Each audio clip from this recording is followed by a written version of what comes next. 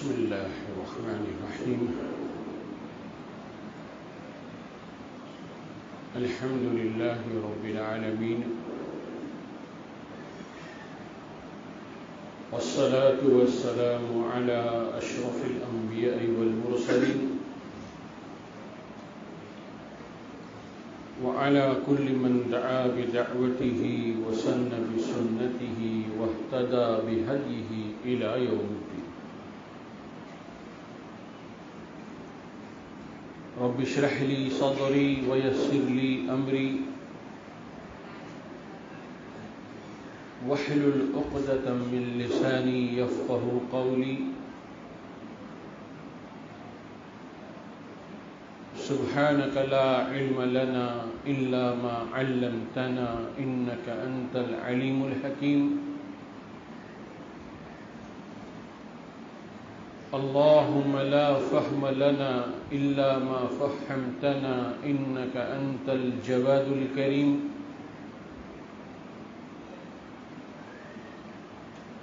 يا معلم إبراهيم علمنا، ويا مفهم سليمان فهمنا. اللهم علمنا ما ينفعنا وانفعنا بما علمتنا.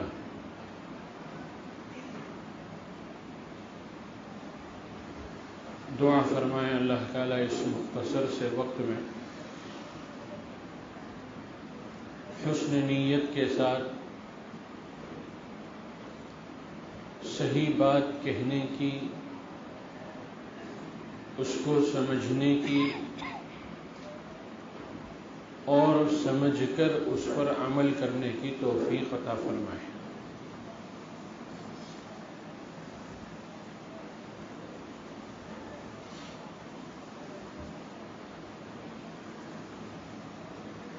میرے بھائیوں، دوستوں، عزیزوں اور بزرگوں،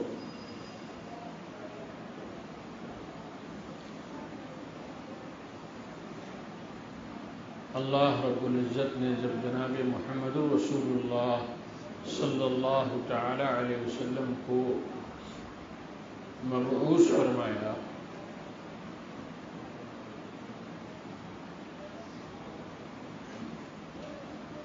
تو آپ کو 3 ذمہ داریاں عطا فرمائی.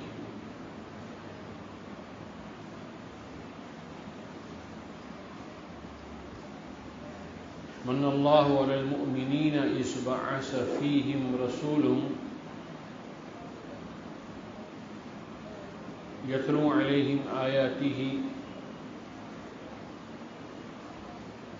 ویزکیہم ویعلمہم الکتاب والحکمہ. یہ 3 ذمہ داری اللہ تعالیٰ نے جناب رسول اللہ صلی اللہ تعالی علیہ وسلم کو عطا فرمائی، اور یہ تینوں ذمہ داریاں اعمال نبوت ہے.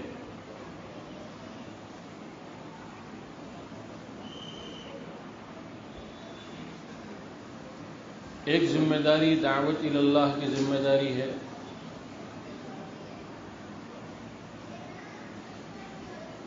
دوسری ذمہ داری تعلیم کتاب و حکمت ہے، اور تیسری ذمہ داری تزکیہ نفس ہے.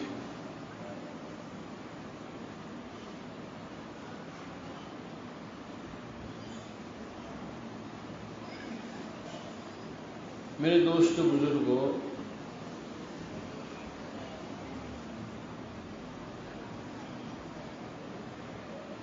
یہ تینوں ذمہ داریاں دنیا کے اندر ہر وقت رہے گی.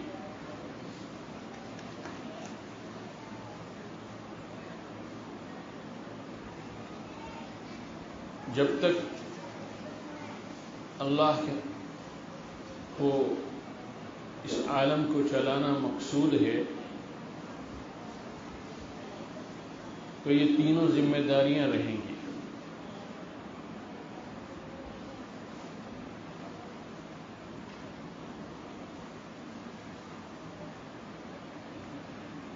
میں اس کی تشریح ان الفاظ میں عموماً کرتا ہوں تاکہ سمجھنا آسان ہو.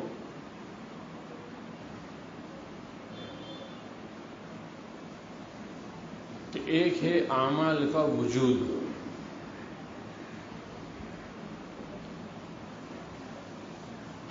دوسرا ہے تصحیح اعمال۔ پہلا ہے وجود اعمال، دوسرا ہے تصحیح اعمال، اور تیسرا ہے قبول اعمال۔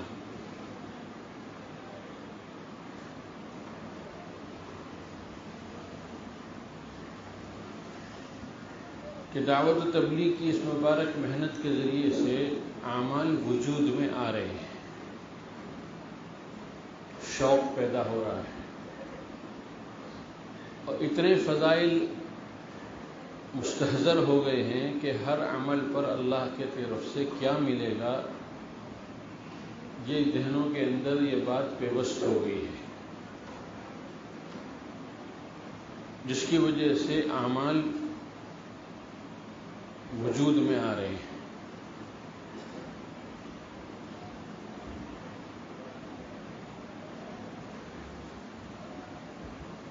میرے دوستو بزرگوں،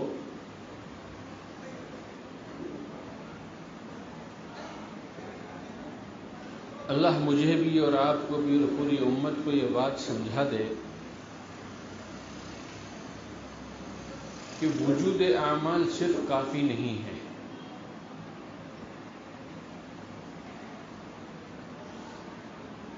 بلکہ وجود اعمال کے ساتھ ساتھ تصحیح اعمال کی بھی ضرورت ہے۔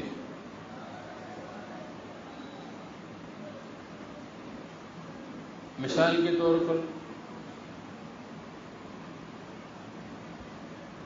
نماز ہی کو لے لیجیے کہ ماشاءاللہ شوق اتنا پیدا ہو گیا ہے کہ پڑھنے والے تہجد بھی پڑھ رہے ہیں، چاشت بھی پڑھ رہے ہیں، اوابین بھی پڑھ رہے ہیں، اعمال وجود میں آ رہے ہیں۔ لیکن آپ بتلائیں کہ اگر یہ اعمال مسائل کی روشنی میں اگر نہ ہو تو کیا یہ اعمال عند اللہ قبول ہوں گے؟ ہرگز قبول نہیں ہوں۔ جذبہ چاہے کتنا ہی اچھا کیوں نہ ہو، اور شوق چاہے کتنا ہی کیوں نہ ہو، لیکن ضرورت ہے کہ ان اعمال کو تصحیح کے ساتھ کیا جائے، کہ ہمیں ہر عمل کے اس کے ظاہر کیا ہے، واجبات کیا ہے، فرائض کیا ہے، سنتیں کیا ہیں، یہ ہمیں معلوم ہو۔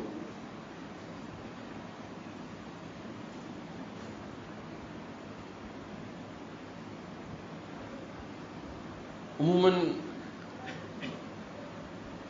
لوگ حج اور عمرے پر جب جاتے ہیں تو بہت سے ایسے اللہ کے بندے ہوتے ہیں جن کی حاضری پہلی مرتبہ ہوتی ہے۔ اللہ ہمیں اور آپ کو بھی بار بار اپنے دربار کی حاضری نصیب فرمائے۔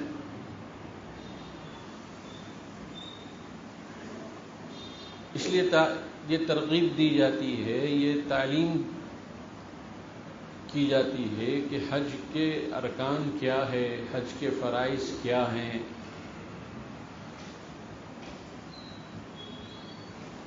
پورا ایک نظام وجود میں آتا ہے۔ پہلے بمبئی ہی ایک مرکزی جگہ تھی جس میں سارے ملک کے احباب جانے والے جمع ہوتے تھے مسافر خانے میں۔ اب اللہ نے آسان کر دیا کہ ہر صوبے کے اندر جو ہے جانے آنے کا نظام بن گیا، تو اب اس صوبے میں اس کی ذمہ داری ہوتی ہے کہ بھی حج کے سیکھنے جانے والوں کو حج کی تعلیم دی جائے۔ لیکن اس کے باوجود بھی کئی ایسے افراد ہوتے ہیں جو وہاں جا کر پریشان ہو جاتے ہیں، وہاں جا کر ان فرائض اور واجبات کو ان کے ذہنوں میں وہ مستحضر نہیں ہوتے،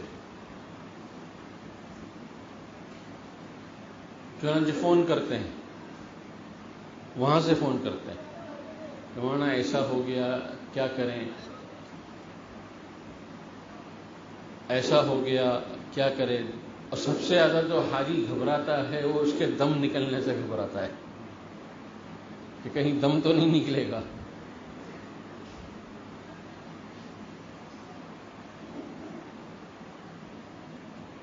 شوق تو تھا بیت اللہ کو دیکھنے کا، اور کس مسلمان کو نہیں ہوگا، اور اسی شوق نے جو ہے راستے کو آسان کر دیا اور آدمی جو ہے پہنچ گیا۔ لیکن جو آدمی بغیر سیکھے، بغیر تصحیح کیے ہوئے اگر پہنچ جاتا ہے تو وہ سب سے زیادہ پریشان ہوتا ہے۔ اب یہ تصحیح اعمال جو ہے یہ ذمہ داری علماء کی ہے۔ کس کی ہے؟ یہ علماء کی ذمہ داری ہے۔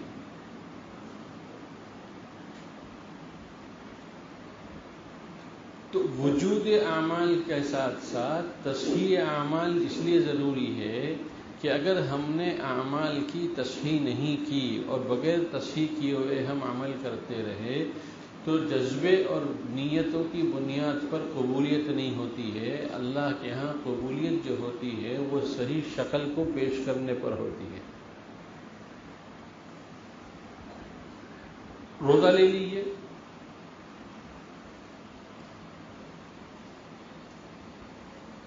روزہ کی قانونی شکل ہر آدمی جانتا ہے، جس کو شوق ہے وہ ایام 20 کے بھی روزے رکھتا ہے۔ بعض لوگ جو ہے ہر پیر اور ہر جمعرات کے بھی روزے رکھتے ہیں۔ لیکن اگر اس کو جو ہے روزے کی تصحیح کا استحضار نہیں ہے اور وہ علماء سے نہیں پوچھتا ہے تو صرف وجود عمل کی وجہ سے بغیر تصحیح کیے وہ روزہ قابل قبول نہیں ہوگا۔ اس لیے اللہ نے ایک ایسا ربط پیدا کیا ہے اس نبوت کے ان اعمال میں کہ ہر شعبہ دوسرے شعبے سے جڑا ہوا ہے، علیحدہ نہیں ہو سکتا۔ ہر شعبہ دوسرے شعبے سے، دعوت و تبلیغ کی محنت سے ترغیب اور شوق پیدا ہوتا ہے، لیکن وہی شوق اور وہی ترغیب جو ہے اگر صرف اسی حد تک محدود رہے تو پھر تصحیح اعمال کے بغیر وہ شوق اور وہ جذبہ جو ہے قابل قبول نہیں ہے۔ اس لیے کہ اللہ کے ہاں قانونی شکل دیکھی جاتی ہے کہ قانونی اعتبار سے یہ عمل کو مکمل کر کے آیا ہے کہ نہیں آیا ہے۔ بات سمجھ میں آ رہی؟ تو ایسا ربط بنا دیا کہ تبلیغ کو جو ہے علماء سے جوڑ دیا۔ کس سے جوڑ دیا؟ اس لیے کہ مسئلے بتانے کا کام صرف علماء ہی کا ہے اور وہی اس کے حقدار ہے۔ علماء ہے، مفتیان ہیں، قاضی القضات ہے، یہی اس کا حق رکھتے ہیں۔ یہ ہر کس و نقص کی بات نہیں ہے کہ وہ جو ہے مسائل بتانا شروع کر دیں۔ اسی لیے حدیث میں قیامت کی علامتوں میں سے ایک علامت یہ بھی لکھی گئی ہے کہ ہر آدمی جو ہے وہ مسائل بتانے بیٹھ جائے گا اور منبر اور محراب ان لوگوں کے ہاتھ میں چلا جائے گا جو اس کے حقدار نہیں ہوں گے۔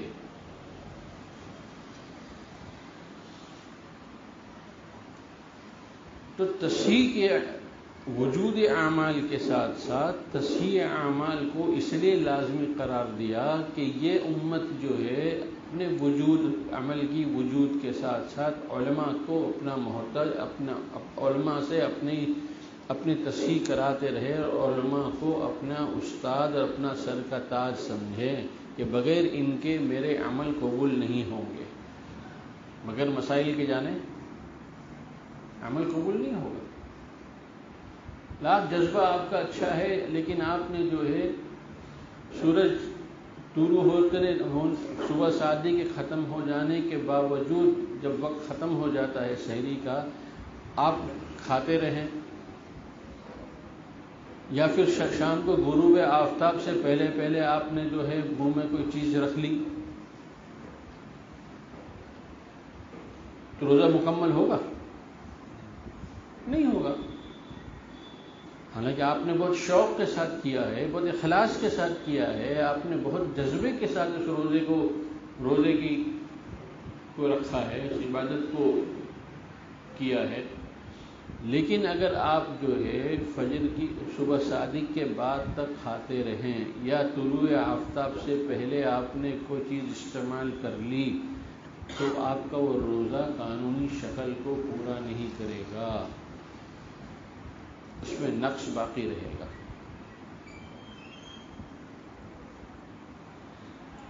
تو ایک ربط ہے تبلیغ میں اور علماء میں۔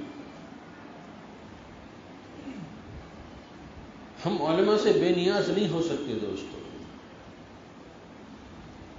اور جس آدمی نے اپنے کو علماء سے بے نیاز سمجھ لیا وہ فتنوں کا شکار ہو جاتا ہے۔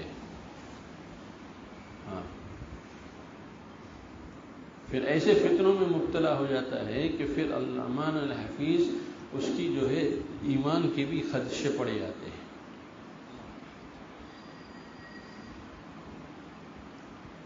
چلیے، وجود اعمال بھی ہو گیا، تصحیح اعمال بھی ہو گئے، علماء سے معلوم کر لیا آپ نے کسی عمل کے کرنے سے پہلے، لیکن ابھی بھی تیسرا شعبہ باقی ہے، وہ ہے قبول اعمال۔ اور قبول اعمال جو ہے اس کے لیے جو اللہ نے اہل اللہ کو ذمہ داری دی ہے۔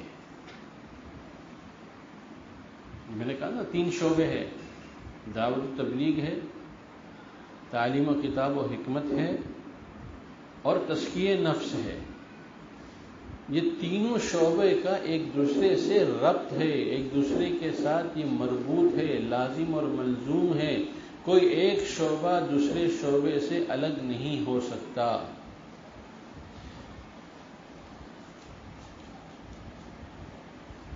اگر وجود اعمال ہے اور تصحیح اعمال ہے، اگر ہم نے اس کے بعد علماء کے بعد ہم نے مشائخ کو اپنا رہبر اور اپنا مقتدا نہ بنایا، تو بہت اس بات کا خطرہ ہے کہ تصحیح کے باوجود بھی قبولیت نہیں ہوگی، اس لیے کہ مشائخ کہاں قبولیت کے لیے جو ہے جو دار و مدار ہے وہ اخلاص ہے۔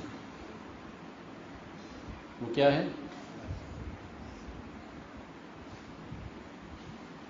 وہ بتلائیں گے کہ اخلاص کسے کہتے ہیں اور اخلاص پیدا کرنے کا راستہ کیا ہے۔ علماء تو اخلاص کے ظاہری الفاظ کی تشریح کرتے ہیں، کس باب سے ہے، کیا اس کا صیغہ ہے، کیا اس کا ماضی ہے، کیا اس کا مضارع ہے، اس کا اسم صفت کیا ہے، وغیرہ وغیرہ۔ لیکن مشائخ بتلائیں گے کہ اخلاص کسے کہتے ہیں اور یہ اخلاص کیسے حاصل ہوتا ہے۔ چنانچہ ایک مرتبہ رئیس المحدثین حضرت مولانا حبیب الرحمن صاحب اعظمی رحمۃ اللہ علیہ، کتنے بڑے محدث تھے، اور خاص طور پہ سند کے اعتبار سے جو علم اللہ نے ان کو، اور رجال کے اعتبار سے جو علم اللہ نے ان کو عطا فرمایا تھا، کہ عرب بھی ان کے سامنے جھکے ہوئے تھے کہ ہندوستان میں یہ ایک ایسا عالم ہے جس کے اوپر جو روایت کے رجال پر اس کی ایسی نظر ہے اور ایسا پختہ اس کی فہم ہے کہ عرب بھی ان کو لوہا مانتے تھے۔ اب یہی حبیب الرحمان صاحب اعظمی رحمۃ اللہ علیہ ایک مرتبہ حضرت شاہ صاحب رحمۃ اللہ علیہ کی خدمت میں پہنچے، حضرت شاہ وسیع اللہ صاحب رحمۃ اللہ علیہ کی خدمت میں۔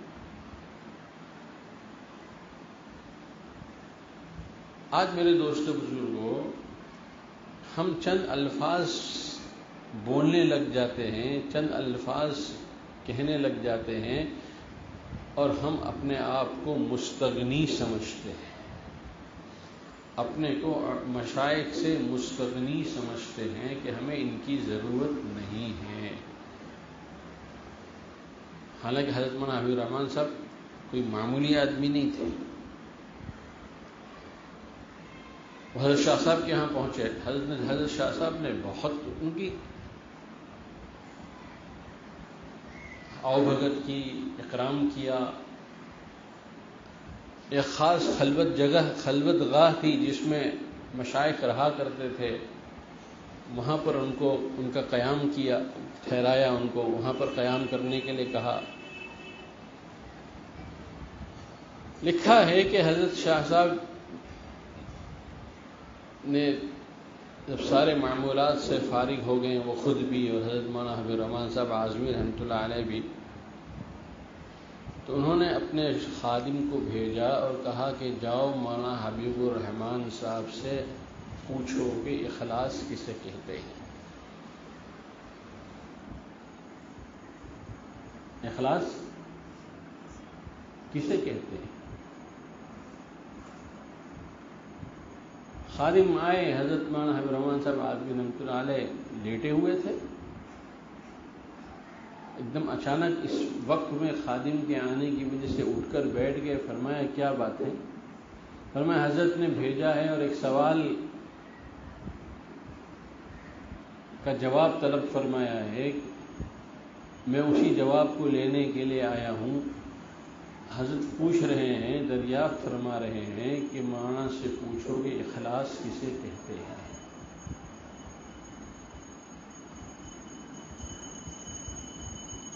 بس حضرت مولانا حبیب الرحمان صاحب اعظمی رحمۃ اللہ علیہ نے مراقبہ کر لیا، تھوڑی دیر خاموش ہو گئے، اور اس کے بعد فرمایا جاؤ حضرت سے کہہ دو کہ اخلاص اس کو کہتے ہیں کہ ایک ہی کے بن کر رہنے کا نام اخلاص ہے، ایک ہی کے ہو کر رہنے کا نام ایک ہی۔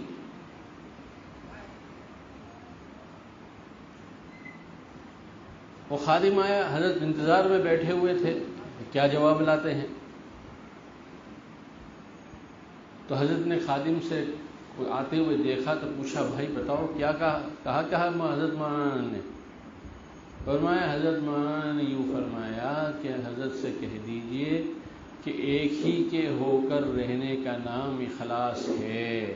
بس یہ سننا تھا کہ حضرت شاہ صاحب کے اوپر ایک کیفیت طاری ہو گئی۔ واہ مولوی صاحب واہ، کیا بات کہہ دی آپ نے، کیا بات کہہ دی کہ ایک ہی کے ہو کر رہنے کا نام اخلاص۔ تو یہ اخلاص جو ہے یہ مشائخ کے پاس ملتا ہے، ان کی خدمت میں رہ کر ملتا ہے، ان کی صحبت سے ملتا ہے۔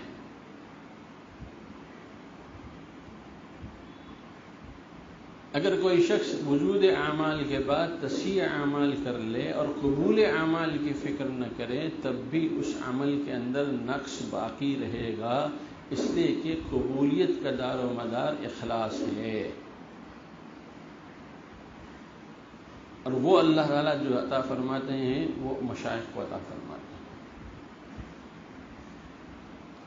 شریف فرمایا نا حدیث کے اندر کہ قلوب العارفین جو ہے، اللہ والوں کے دل جو ہے وہ اخلاص کے خزانے ہوتے ہیں۔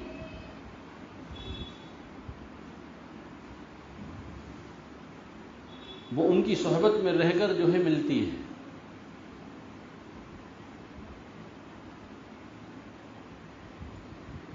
تو اس پوری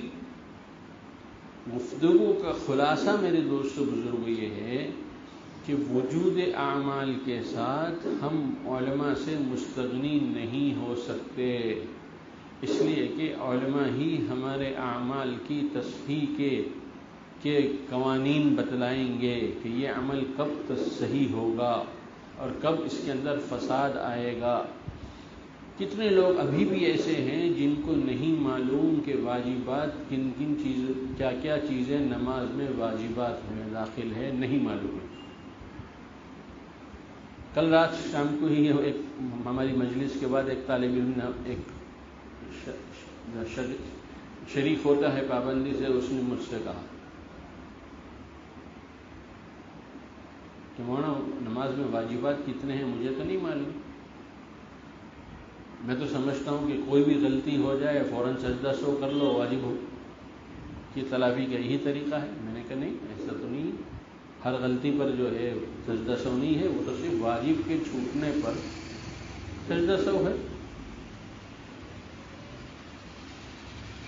ایک مرتبہ ایک علاقے میں جانا ہوا، علماء عوام کا بڑا مجمع تھا،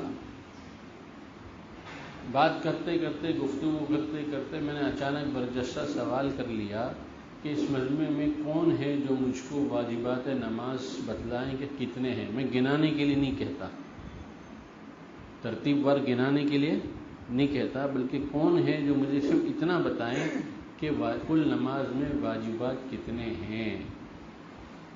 میرے اندازے کے حساب سے 100 کے قریب کا وہ مجمع ہوگا، اس میں سے 3 ہاتھ اٹھے۔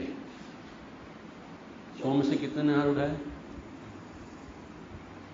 میں نے کہا اچھا بتائیے، آپ بتائیے کتنا ہے؟ تو ایک نے کہا 18، ایک نے کہا 5، اور صرف ایک شخص ہے جس نے کہا 14۔ اب یہ اللہ کے بندے زندگی میں زندگی بھر نماز پڑھتے رہے ہیں، پڑھ رہے ہیں، نماز کی دعوت بھی دے رہے ہیں، لوگوں کے اندر نماز کا شوق بھی پیدا کر رہے ہیں، لیکن علماء سے نہ جڑنے کی وجہ سے یہ اس سے بھی واقف نہیں ہیں کہ نماز میں واجبات کتنے ہیں، اور کوئی واجب چھوٹ جائے تو اس کی تلافی کیا ہے۔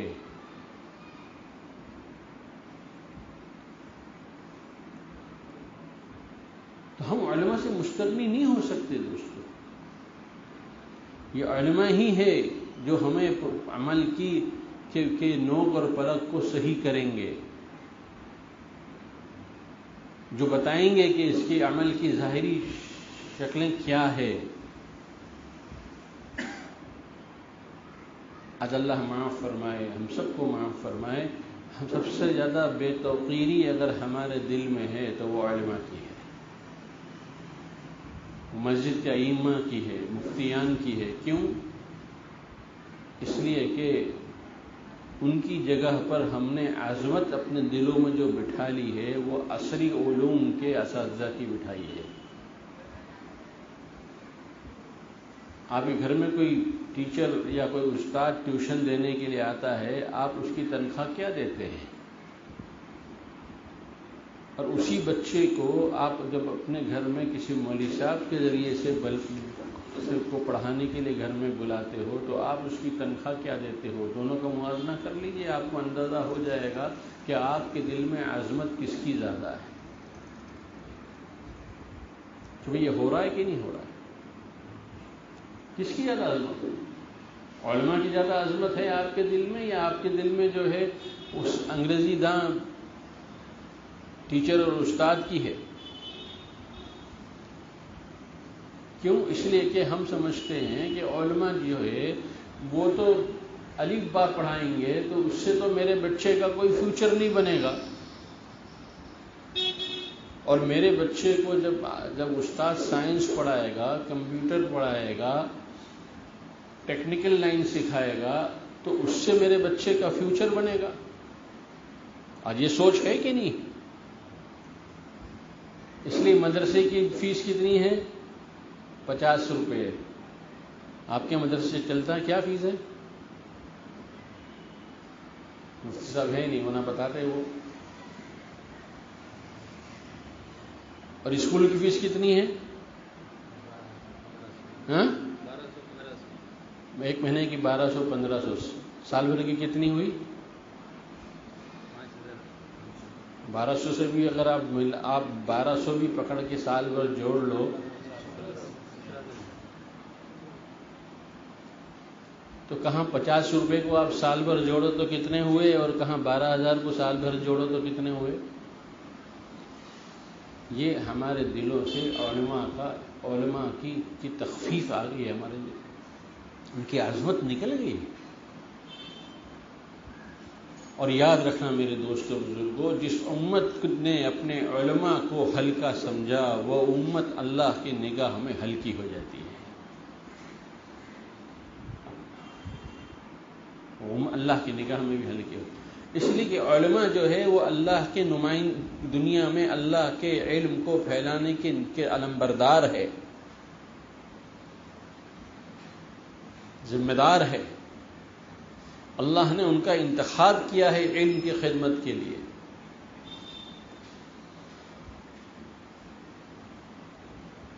اس لیے وجود عمل کے ساتھ ساتھ جو ہم دعوت تبلیغ کی محنت میں جس طرح ہمارے اندر شوق پیدا ہو رہا ہے اور اعمال وجود میں آ رہے ہیں، ہمیں ضرورت ہے اس بات کی، ہر کام کرنے والے ساتھی کو اس کی ضرورت ہے، ہر مسلمان کو اس کی ضرورت ہے کہ وہ عالم سے جڑے، پوچھ کر جو ہے اپنا عمل صحیح کرے۔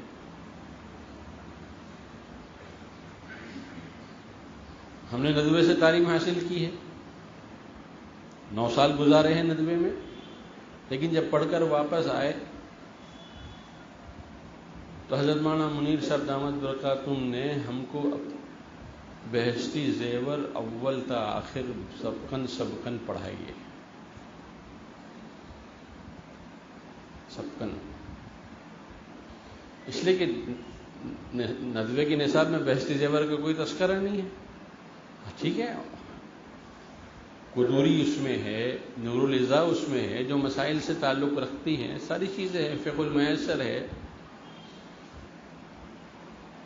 لیکن ضرورت اس کی محسوس کی کہ جو ہے سبقن بہشتی زیور پڑھائی جائے، تو ہم 3 افراد تھے جو حضرت کے پاس روزانہ فجر کے بعد اشراق تک جو ہے بہشتی زیور سبقن پڑھتے تھے۔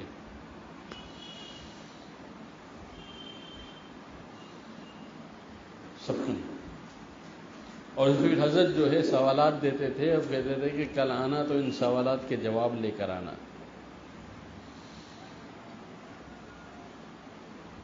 میرے دوستو بزرگوں، اللہ ہم کو سمجھائے کہ ہم جو ہے علماء سے مستغنی نہیں رہ سکتے،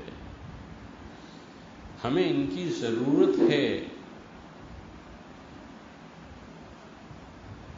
اور ہمیں ان کا اکرام ہم پر واجب ہے۔ اگر ہم نے ان کا اکرام نہ کیا اور ہم نے ان کو جو ہے ان کے وجود کو غیر ضروری سمجھا تو پھر اللہ کی نگاہ میں ہم بھی جو ہے غیر ضروری قرار دیے جائیں گے، ہم بھی ہلکے ہو جائیں گے۔ اس لیے وجود اعمال کے ساتھ تصحیح اعمال ضروری ہے۔ چلیے آپ نے علماء سے تصحیح اعمال تو کر لی، لیکن اس کے بعد بھی اس بات کی ضرورت ہے ہر ایک کے لیے کہ وہ مشائخ سے جڑے تاکہ جو ہے وہ عمل جو ہے قابل قبول ہو۔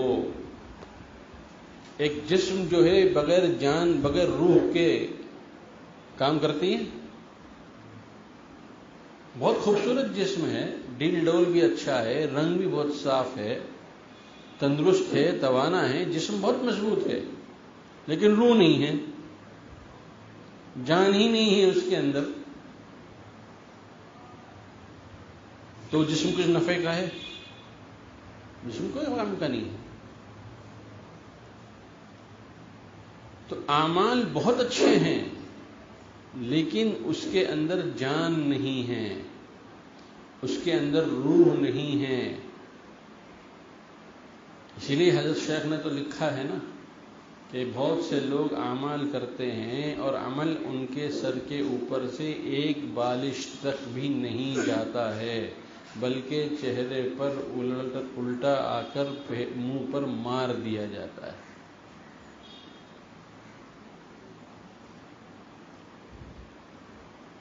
تو مشائخ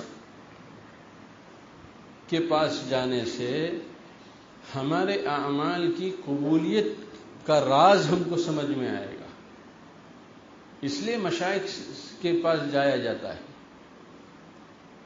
اللہ والوں کے پاس اسی لیے جایا جاتا ہے۔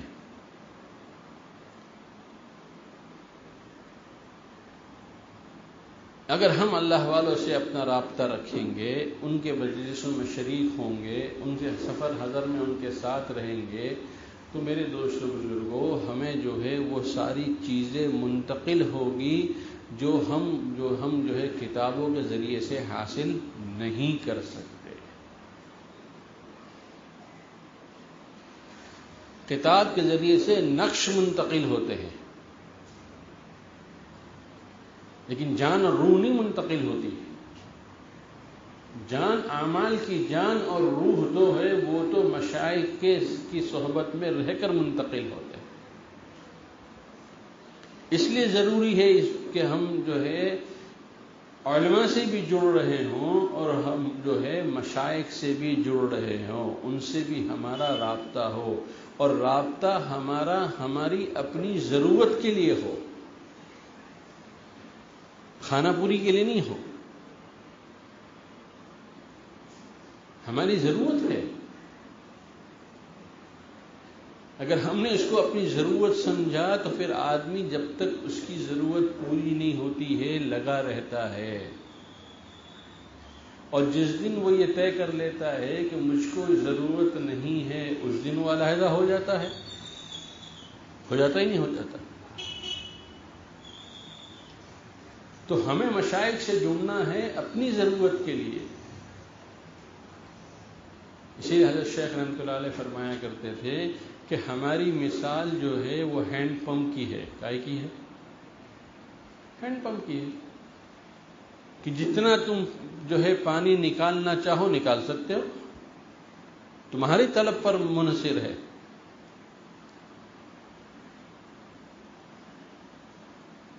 کوئی شیخ کسی کو کچھ گھلا کر پلا نہیں سکتا، کوئی معجون بنا کر اور کوئی عرق بنا کر اس کو دے نہیں سکتا۔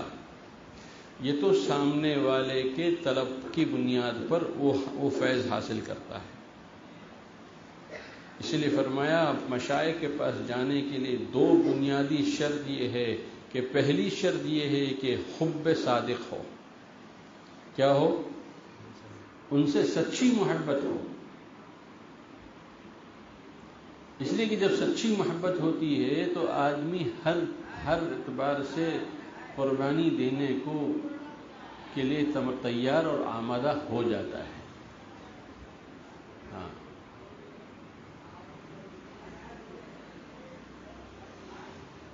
جیسی محبت ایک بیوی کو اپنے شوہر سے ہوتی ہے، اگر کوئی ایسے مرض میں شوہر مبتلا ہو گیا ہے تو بچے بھی چھوڑ دیتے ہیں، بہویں بھی چھوڑ دیتی ہے، لیکن بیوی ہم آخر دم تک کبھی ساتھ نہیں چھوڑتی۔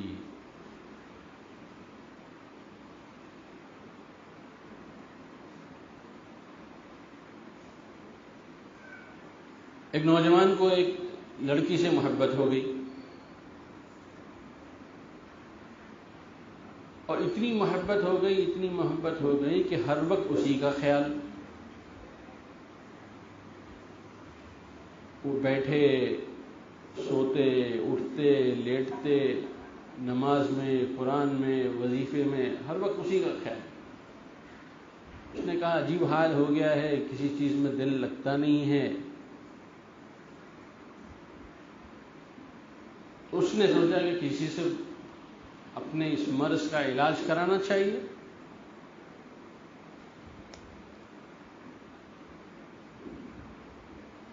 تو اس وقت جو اللہ والے میسر تھے وہ ان کے پاس گیا،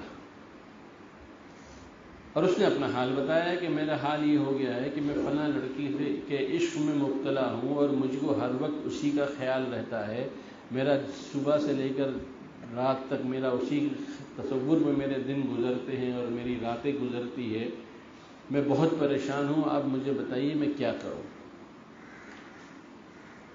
انہوں نے پوچھا بھئی کون ہے کیا ہے، تفصیلات معلوم کر لی، کہا ٹھیک ہے تم 3 دن کے بعد آؤ۔ کیا کہا؟ 3 دن کے بعد آؤ۔ پھر وہ شیخ جو تھے انہوں نے اس لڑکی کے والد صاحب کو بلایا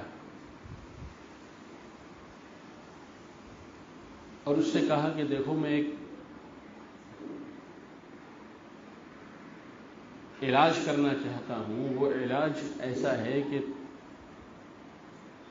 اگر اس سنجیدگی کے ساتھ اس کو علاج ہو گیا کہ تو تمہاری بیٹی جو ہے ایک بہت بڑے فتنے میں مبتلا ہونے سے بچ جائے گی، اس لیے کہ محبت ایک طرفہ نہیں ہوتی، 2 طرفہ ہوتی ہے، ورنہ وہ محبت ہی کیا جو ایک طرفہ ہو تو آگ برابر کی لگی رہتی ہے۔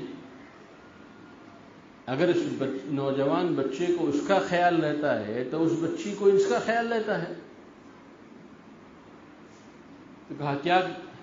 فرمایا میں کچھ گولیاں دیتا ہوں، اس گولیوں سے صرف اتنا ہوگا کہ اس کو جو ہے بہت زیادہ جو ہے اسہال کی بیماری شروع ہو جائے گی اور بہت زیادہ بیت الخلاء وغیرہ اس کو ہوتا رہے گا، یہاں تک کہ جو ہے وہ تھوڑی سی دبلی بھی ہو جائے گی، گال بھی پچک جائیں گے، اور جو خوبصورتی اس کو اس وقت نصیب ہے وہ اس خوبصورتی اس کی ڈھل جائے گی۔ کہا کہ بہت اچھا۔ انہوں نے گولیاں دی ان کو اور 3 دن تک گولیاں لیتی رہی وہ، اور اس کی وجہ سے جو اثر ہوا یہ اتنا ہوا کہ بالکل لاغر ہو گئی، کمزور ہو گئی، آنکھوں کے نیچے کالا پن پڑ گیا، گال پچک گئے، خوبصورتی جتنی تھی وہ سب کافور ہو گئی۔ اب 3 دن کے بعد وہ نوجوان آیا، حضرت آپ نے 3 دن کے بعد بلایا تھا، میں حاضر ہوں۔ تو فرمایا آؤ چلو میرے ساتھ، لے کر گئے اس کو اور کہا کہ تم جس سے محبت کرتے ہو وہ کمرے کے اندر موجود ہے، جاؤ اس کو ایک مرتبہ اپنی محبت کا پیغام دے دو اور اس سے تم شادی کرنا چاہتے ہو یہ اس سے کہہ دو تاکہ جو ہے تمہاری رشتے کی بات کی جائے۔ بہت اچھا۔ اب جب وہ کمرے میں داخل ہوا تو وہ جو سامنے بیٹھی ہوئی تھی وہ تو اس کے تصور میں بھی نہیں تھا، وہ ایک دم سے گھبرا گیا، گھبرا کے باہر نکلا، حضرت یہ تو وہی ہے، وہ لڑکی تو ہے نہیں ہے؟ کہ نہیں وہی ہے، کہ نہیں بالکل وہ نہیں ہے، اس لیے کہ 3 دن پہلے جو میں نے دیکھا تھا وہ تو دوسری تھی اور یہ تو بالکل دوسری ہے، لیکن کیوں اس سے تمہیں شادی نہیں کرنا؟ بولے خاشا و کلّا، کبھی نہیں کرنا اس سے شادی، میں اس سے شادی کیوں کروں گا، میں تو اس سے کروں گا۔ تو فرمایا اصل میں تم کو جو ہے نا محبت جو تھی وہ اس سے تھی۔ کس سے تھی معلوم؟ ایک کٹورے کے اندر جتنا بھی گندگی تھی وہ گندگی جمع کر کے محفوظ کر لی گئی تھی۔ فرمایا تم کو محبت جو ہے اس لڑکی سے نہیں تھی، اس گندگی سے تھی، یہ گندگی جب نکل گئی تب اس کا حال یہ ہو گیا ہے، جب تک یہ گندگی اس کے پیٹ میں موجود تھی وہ تم کو اچھی لگ رہی تھی، جب یہ گندگی نکل گئی تو لڑکی تو وہی ہے لیکن اس کا رنگ بدل گیا اور اب تم محبت سے انکار کر رہے ہو، رشتے سے انکار کر رہے ہو۔ تو محبت میرے دوست بزرگوں، مشائخ کے ساتھ ایسی ہی محبت ہو۔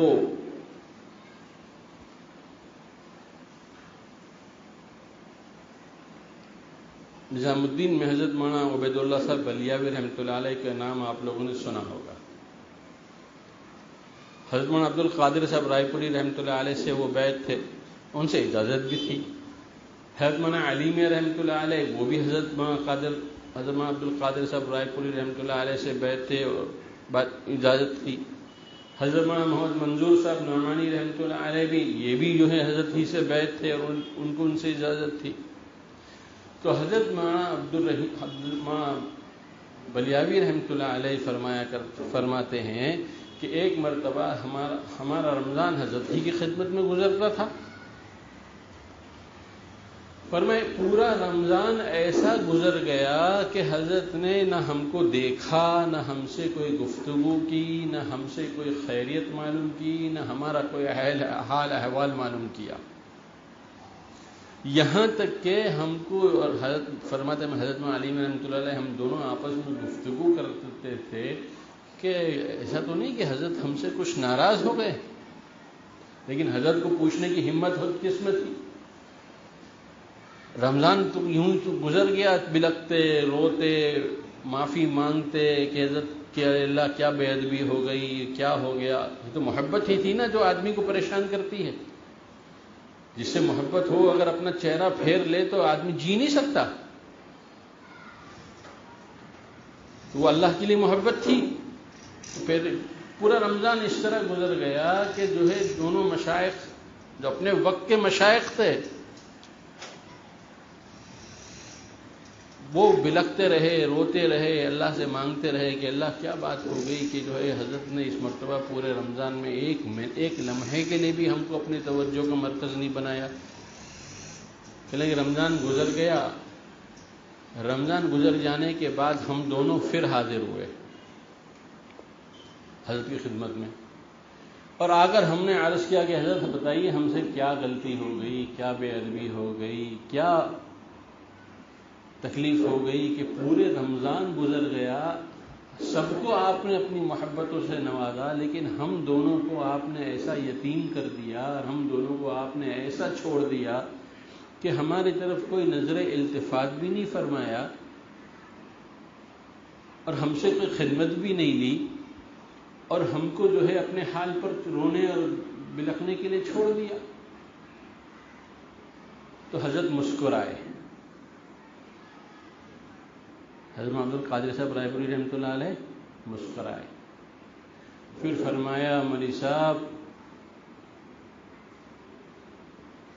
جس کو اپنے شیخ کی خاموشی نفع دیتی ہے اسی کو اپنے شیخ کا بولنا بھی نفع دیتا ہے، اور جس کو اپنے شیخ سے کی خاموشی نقصان پہنچاتی ہے اس کے بولنے سے اور اس کے ارشاد سے بھی اس کو کوئی فائدہ نہیں پہنچتا. فرمایا یہ بتاؤ پورا رمضان تمہارا کیسے گزرا پچھلے رمضانوں کے مقابلے میں؟ فرمایا حضرت ایسا گزرا کہ ہم تو مرغ بسمل کی طرح تھے، خوب روئے، خوب اللہ سے معافی مانگی، اور خوب اپنے گناہوں کو یاد کیا، اور خوب توبۃ اللہ کی. فرمایا یہ رمضان بہتر تھا یا اس سے پہلے کے رمضان بہتر تھے؟ فرمایا یہی رمضان بہتر تھا. فرمایا یہ ہمارے خاموشی کا نتیجہ تھا جو تم کو نفع پہنچا. یہ ہماری خاموشی کا نفع تھا جو تم کو پہنچا ہے. تو مشائخ میرے دوستوں بزرگوں ان سے ہمارے تعلق جو ہے محبت کی بنیاد پر ہو. اور دوسری شرط فرمایا مشائخ سے تعلق کے لیے کہ طلب صادق ہو، حب صادق ہو، اور دوسری کیا ہے؟ طلب صادق ہو، کہ ہم جو ہے اپنی اصلاح ہی کی غرض سے ان سے رابطہ رکھیں، کوئی اور غرض وابستہ نہ ہو. میں نے بارہا سنایا ہے حضرت مولانا قاری صدیق صاحب رحمۃ اللہ علیہ فرمایا کرتے تھے بہت غم کے ساتھ، بہت درد کے ساتھ، کہ میں جہاں جاتا ہوں، جس علاقے میں جاتا ہوں، ایک مسلمانوں کی ایک بھیڑ امنڈ پڑتی ہے، اور ہر آدمی مجھ سے ملنے کے بعد یہی کہتا ہے حضرت میرا فلاں کام اٹک گیا ہے، میری دکان نہیں چل رہی ہے، مجھ کو اولاد نہیں ہو رہی ہے، میرا مقدمہ چل رہا ہے. فرمایا اس پورے مجمع، پورے بھیڑ میں ایک بھی ایسا نہیں ہوتا ہے جو میرے پاس اپنی اصلاح کے لیے آتا. ایک بھی ایسا نہیں ہوتا جو اپنی اصلاح کے لیے آتا ہو، سب اپنی دنیا کے لیے آتے ہیں. تو طلب صادق یہ ہے کہ ہمیں دنیا کے لیے نہیں آنا، رابطہ رکھنا ہے کہ ہماری دکان میں برکت ہو جائے. ہمارے ایک جاننے والے میں اللہ نے ان کو بہت اچھی نسبت عطا فرمائی تھی، کافی لوگ ان کے ماننے والے تھے، ان کا انتقال ہو گیا۔ اب انتقال ہو گیا تو کوئی کہاں بیت ہو گیا، کوئی کہاں بیت ہو گیا، کوئی کہاں بیت ہو گیا، جس کو جیسے اللہ نے جس کے لیے روزی رکھی ہے۔ میں اکثر کہا کرتا ہوں کہ جو ہے یہ جس طرح اللہ نے روزی کو تقسیم کر رکھا ہے کہ کس کو کہاں سے روزی ملے گی، اسی طرح اللہ نے نفع کو بھی تقسیم کر رکھا ہے کہ کس کو کس سے نفع پہنچے گا یہ اللہ ہی جانتے ہیں۔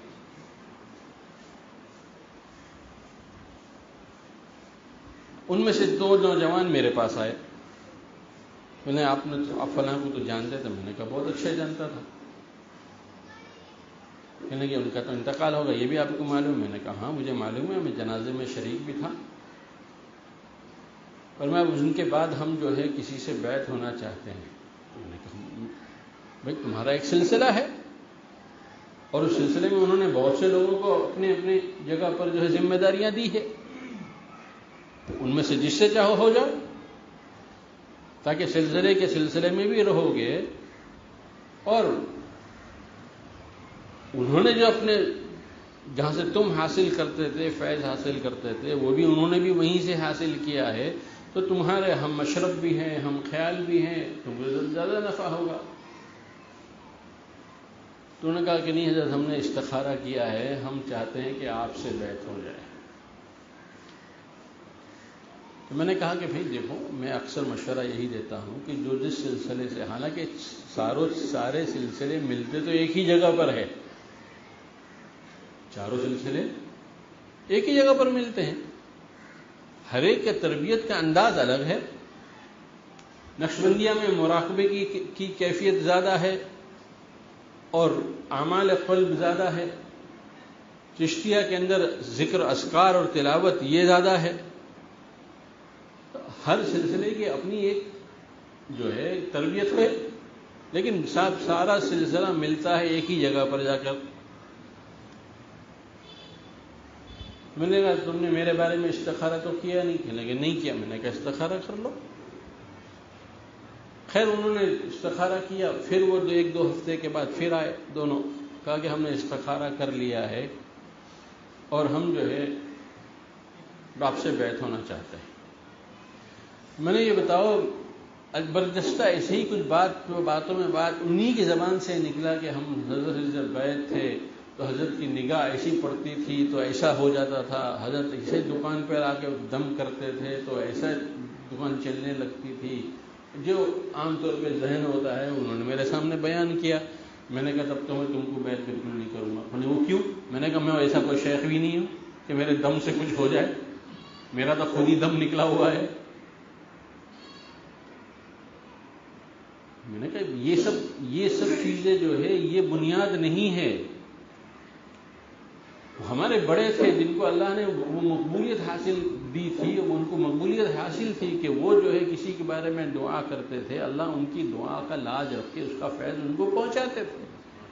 وہ دکان پہ جاتے تھے، دعا کرتے تھے، دکان چلنے لگتی تھی۔ میں نے کہا نہ میں ویسا شیخ ہوں، نہ میں ویسا پیر ہوں، نہ تم مجھ کو دکان پہ لے جاؤ گے تو نہ کوئی دکان میں اضافہ ہوگا اور نہ تم کو جو ہے دنیاوی کوئی فائدہ ہوگا۔ بھائی میں تو صرف ایک ہی چیز جانتا ہوں کہ حرکت میں برکت ہے، حرکت میں۔ میرے یہاں تو آپ کو جو ہے جو اعمال ہم بتلاتے ہیں وہ اعمال ہی کرنے پڑیں گے، اور انہی اعمال جو ہے بدرجے سبب کے ہے اللہ تک پہنچنے کے۔ کوئی عمل جو ہے وہ جو ہے اصل نہیں ہے، عمل جو ہے اصل نہیں ہے، اصل تو وہ اعمال کے ذریعے سے اللہ تک پہنچنا ہے۔ تو میں نے کہا کہ ایک مرتبہ اور سوچ لو۔ پھر میرے پاس ایک چارٹ ہے جو میں اپنے جو مجھ سے بیعت ہوتے ہیں ان کو میں وہ دیتا ہوں، وہ چارٹ جس میں یومیہ معمولات ہے کہ بھئی اتنی چیزیں کرنی ہے روزانہ، جس میں 2 رکعت صلاۃ الشکر، صلاۃ التوبہ روزانہ پڑھنا ہے، جس میں قضاء عمری روزانہ پڑھنا ہے، جس میں تلاوت روزانہ کرنا ہے، جس میں ذکر بالجہر کرنا ہے، جس میں تسبیح یونس پڑھنا ہے، جس میں استغفار پڑھنا ہے، اور جس میں جو ہے درود شریف پڑھنا ہے، اور آخر میں ہے لایانی سے اپنے آپ کو بچانا ہے۔ اس لیے کہ سب کچھ کیا اور لایا نہیں کیا تو سب بیکار۔ میں نے کہا یہ چارٹ رکھو، اس کو دیکھو کہ اس پر عمل کر سکو گے کہ نہیں کر سکو گے، اگر کر سکتے ہو تو آنا ورنہ مت آنا۔ خیر انہوں نے کہا نہیں حضرت ہم تھوڑا سوچنے کا موقع دیں۔ میں نے کہا 1 نہیں 2 مہینہ دو 3 مہینہ دو، مجھے کوئی جلدی نہیں ہے، میں کوئی خیر وہ 2-3 ہفتے کے بعد ہی آئے، انہوں نے کہا کہ ہم نے چارٹ بھی دیکھ لیا اور ہم نے مشورہ بھی کر لیا، اب ہم تیار ہیں۔ پھر جا کر ہم نے ان کو بیعت کیا اور اب ہم ہر 15 دن پر ان سے اس چارٹ کی جو ہے کی تفصیل معلوم کرتے رہتے ہیں۔ اس لیے یہ زمانہ بے طلبی کا زمانہ ہے، بہت جلدی بدگمانی کا زمانہ ہے۔ ہمیں اپنے ساتھیوں کی فکر کرنی چاہیے کہ کہیں وہ جو ہے شیطان ان کو اچک نہ لے، کہیں شیطان ان کو بدگمان نہ کر دے۔ اس لیے کہ یہ سلسلہ جو ہے یہ صرف جو ہے تبرک کا سلسلہ نہیں ہے، یہ تو ایک محنت ہے۔ جتنی محنت، یاد رکھنا میرے دوستو بزرگوں، جتنی محنت جو ہے طالب کو کرنی پڑتی ہے اس سے 100 گنا زیادہ محنت مطلوب کو کرنی پڑتی ہے۔ جتنی محنت بیعت ہونے والے کو کرنی پڑتی ہے نا، جو بیعت ہوتا ہے اس سے کئی گنا زیادہ جو بیعت کرتا ہے اس کو محنت کرنی پڑتی ہے۔ ایسی کھیل نہیں ہے یہ۔ ہم نے ایک اللہ والے سے معلوم کیا کہ حضرت آپ دعا کے اندر 2-2 ڈھائی گھنٹے آپ کو لگ جاتے ہیں، آخر اتنا بھی کیا دعا میں؟ فرمایا مولوی صاحب آپ نہیں جانتے، اپنے لیے دعا نہیں مانگتا ہوں، اپنے سلسلے میں لگے ہوئے لوگوں کے لیے دعا مانگنے میں 2.5 گھنٹے نکل جاتے ہیں۔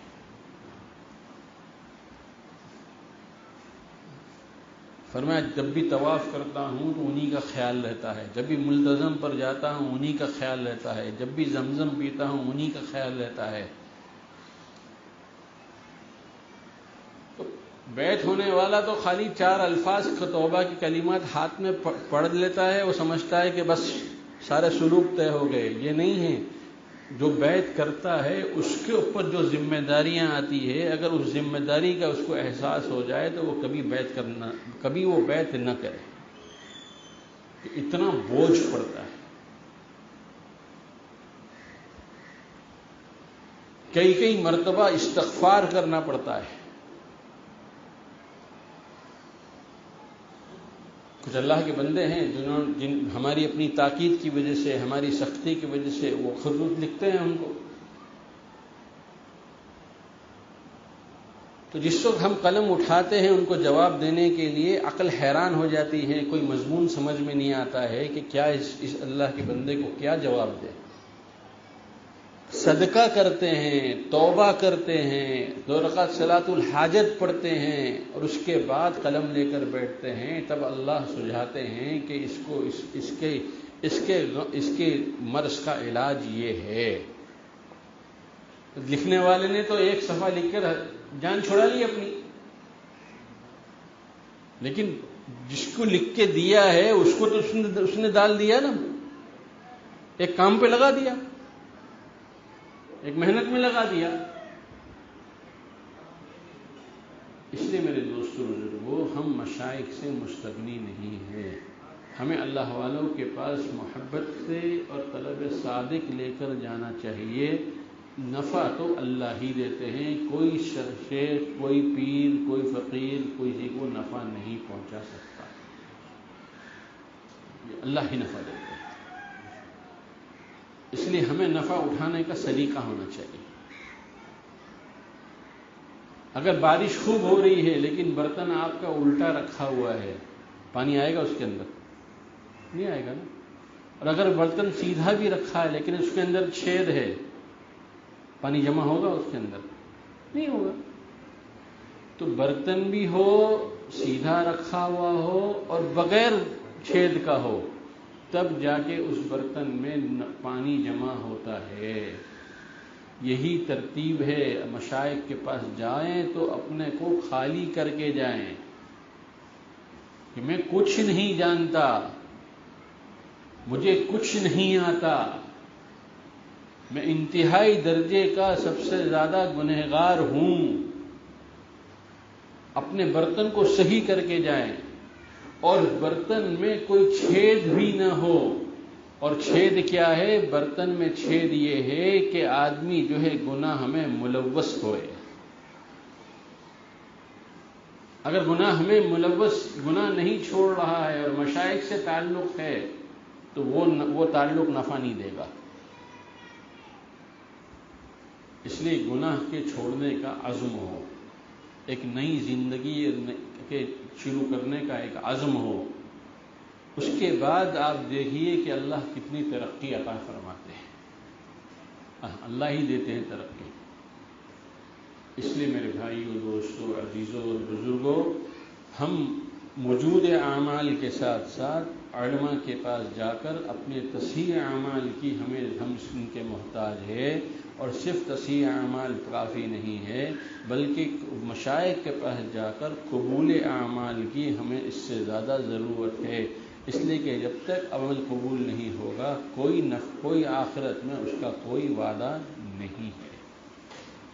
اللہ تعالیٰ جو بات میں نے صحیح کہی ہو عمل کی توفیق عطا فرمائے، جو بات غلط ہو اللہ اس کو معاف فرمائے۔ وآخر دعوانا ان الحمدللہ رب العالمین۔ اللہم صلی علی سیدنا مولانا محمد وعلی آل سیدنا و مولانا محمد وبارک وسلم۔ اے اللہ، ہم گنہگار بندے آپ کے حضور میں حاضر ہیں، اعتراف کرتے ہیں اور اقرار کرتے ہیں جیسی زندگی گزارنی چاہیے تھی ہم نے ویسی زندگی نہیں گزاری۔ اپنے فضل و کرم سے ہمیں معاف فرما دیجیے۔ اے اللہ معاف فرما دیجیے۔ اے اللہ ہمیں معاف فرما دیجیے۔ اے اللہ ہماری دل کی دنیا بدل دیجیے۔ اے اللہ دل کے اندر اپنی اصلاح کے کرانے کا جذبہ اور داعیہ پیدا فرما دیجیے۔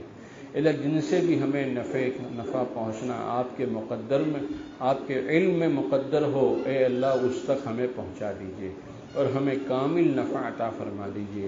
ہمیں حب صادق عطا فرما دیجیے اور طلب صادق عطا فرما دیجیے۔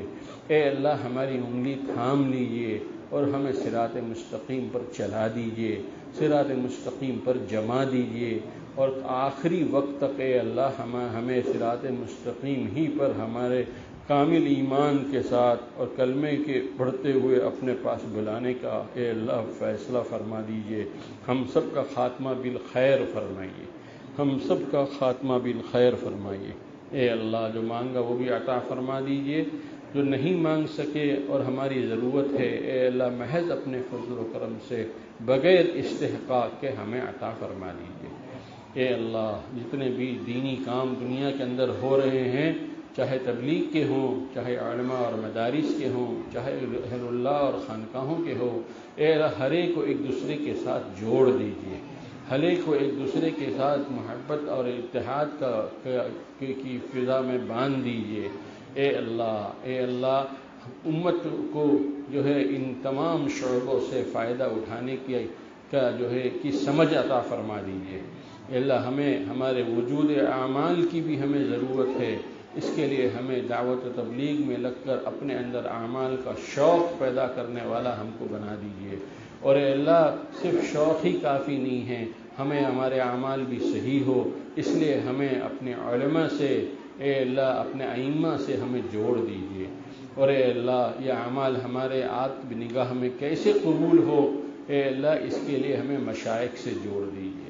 اے اللہ ان تینوں شعبوں کو لازم اور ملزوم ہماری زندگی میں ڈال دیجیے اور ہمیں ان تینوں کا محتاج بنا دیجیے۔ ہم ان تینوں کے ضرورت مند ہیں۔ اے اللہ کوئی ایک شعبہ بھی اگر نہیں ہے تو ہمارے اندر بڑا نقصان ہے۔ اے اللہ کوئی ایک شعبہ بھی اگر نہیں ہے تو ہم بالکل خالی ہاتھ ہیں۔ اے اللہ ہمیں تینوں شعبوں کے دسترخوان سے فائدہ اٹھانے والا بنا دی۔ اپنے فضل و کرم سے حضور اکرم صلی اللہ تعالی علیہ وسلم نے جتنی خیر کی دعائیں مانگی ہے، اللہ اس میں ہمارا اور پوری امت کا حصہ نصیب فرما۔ اور آپ صلی اللہ تعالی علیہ وسلم نے جن جن شرور سے پناہ چاہی ہے ان سے ہماری اور پوری امت کی حفاظت فرما دیجیے۔ ربنا تقبل منا إنك أنت السميع العليم وتب علينا يا مولانا إنك أنت التواب الرحيم صلى الله تعالى على خير خلقه محمد وآله وصحبه أجمعين برحمتك يا أرحم الراحمين.